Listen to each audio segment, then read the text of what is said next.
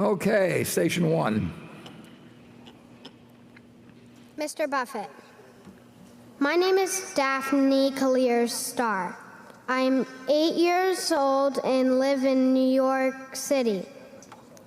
I've been a shareholder for 2 years, and this is my second annual shareholders meeting. Berkshire Hathaway's best investments on which the company built its reputation have been in very capital efficient businesses such as Coke, See's Candy, American Express, and GEICO. But recently, Berkshire has made really big investments in a few businesses that require huge capital investments to maintain and that offer only a regulated low rate of return, such as Burlington Northern Railroad.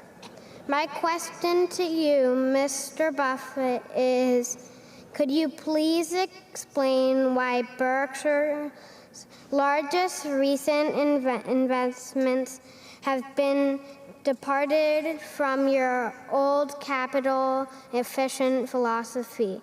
And why specifically have you invested Burlington Northern instead of buying a capital efficient company like American Express?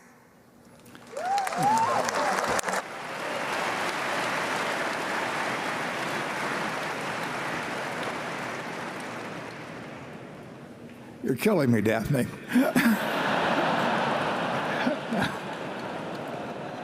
Yeah. I'm certainly glad she's not 9 years old. Yeah.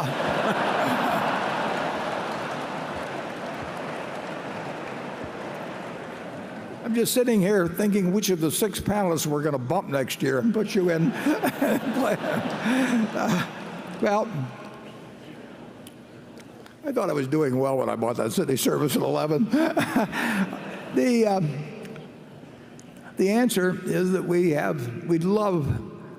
always prefer the businesses that earn terrific returns on capital, like a See's Candy when we bought it, or a good many of the businesses, and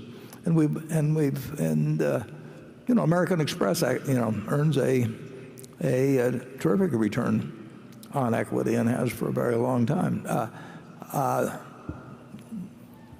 The fact that we buy a BNSF, Burlington Northern, means that essentially we can't get more money deployed in capital light businesses at prices that make sense to us. And so we have gone into more capital intensive businesses that are good businesses, but wouldn't it be wonderful if we could run the railroad without trains and track and tunnels and bridges and a few things? We get a decent return on the capital intensive businesses. We bought most of them at very decent prices, and they've been run very well since we bought them. We still love a business that takes very little capital and earns high returns and continues to grow and requires very little incremental capital. We can't deploy as much money as we have in doing that, and so is the second best choice still a good choice? The answer is yes. It's not as good as the best choice. Charlie? Yes, I like the aspiration of that young lady. She basically wants a royalty on the other fellow's sales. And of course, that's a very good model. And if everybody could do that, why, nobody would do anything else. The reason we're satisfied with our utility returns and our railroad returns is they're quite satisfactory. And quite satisfactory. I wish we had 2 more just like them. Don't you, Warren? Yeah, definitely. So the answer is they're good enough, and you're asking us to get perfection. If you want us to have all our money in Coke at, say, 5% of what it's now selling for. Yeah, and a business like Apple really doesn't take much capital, but